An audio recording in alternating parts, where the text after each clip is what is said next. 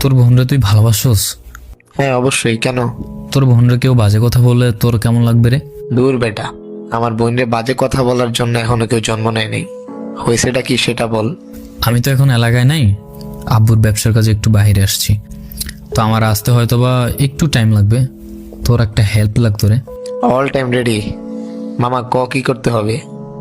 আমার বোনরে রামপুর স্কুলের কাছে কে কে যেন আলতু ফালতু কথাবার্তা বলছে, আর আমি এদের ভালো করে চিনিও না, নতুন নতুন লাগতেছে আর কি। আমি পিকচার দিই হোয়াটসঅ্যাপে, তুই একটু দেখ তো মামা এই ছেলেগুলো আসলে কারা। কি মামা, তোর বোনরে বাজে কথাবার্তা বলছে? তাও আবার আমাদের এলাকার এখানে? আচ্ছা 30 মিনিট, আমি এখনই এলাকায় যাচ্ছি। রাজার ছেলে হইলেও ঘর থেকে এনে বলে দিয়ে দিব। বোন নিয়ে কোনো ছাড়াছাড়ি নেই।